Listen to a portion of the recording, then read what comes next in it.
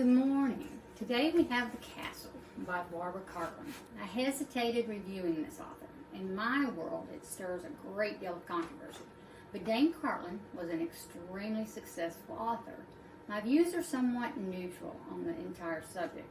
So for those who are looking for light, quick, no angst, no depth romance novels, she's definitely one you should check out. Cartland wrote more than 700 historical romance novels. However, there are a couple of things you must consider before you say, whoa. She wrote up until her death when she was 97. She only had a couple you could consider novels. They were more novellas and short stories. Being an author who overly researches for details, Miss Cartland did not.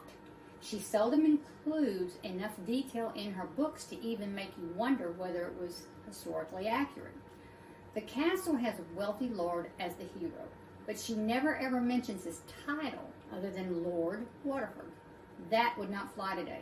Most historical romance readers today want details, details, and details, and they'd better be accurate, right down to the flora and fauna. Miss Cartland rarely mentions the city she's in, other than London, and rarely mentions anything else. But that was her voice. She told a sweet, quick story. Anyone who stood back with no blinders on could see that she was not a literary standout. She did live in a world of nobility and royalty, and there's a lot of her experience to build her stories. Most of her works can be read in 4 to 5 hours. In The Castle, we meet Valeria Montfort, a beautiful but very spoiled, self-centered, shallow, superficial, and overly confident young lady who not only have men falling at her feet with compliments, flattery, and praise, but she expects it. Which, of course, many of the shallow, self-absorbed, and fortune-hunting egotistical males are eager to supply her with and flirt with her outrageously. When she meets Lord Waterford, he's older, reticent, and restrained. Of course, in her youth and naivety, she is only associated with inexperienced males and assumes he is arrogant and smug. She has no interest in anyone who doesn't fall at her feet with praise and acknowledgement regarding her stunning beauty and her manner, such as the handsome and oh so charming Sir Peter, who we learn, as expected, is a snake and worse. But she is determined he is the one for her, and that is who she must marry, even if Lord Waterford has offered for her hand and will save her family from ruin after her father has lost everything to a con man.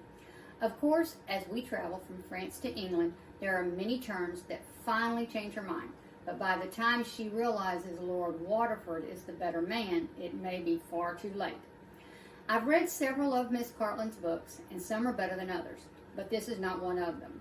The simplicity of the story and the lack of depth, for my personal liking, has me rating it at the bottom of my scale at a B-.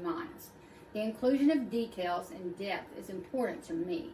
But this is Miss Cartland's style, and for someone who has little time to read and only wants a quick love story with all the fluff, this would be a perfect author to pick up. Of course, her heat level is always a 1. A kiss is the only form of affection ever shown, and no cursing. You will not have any emotional upheavals reading Miss Cartland, and she won't bring you to tears or make you laugh out loud.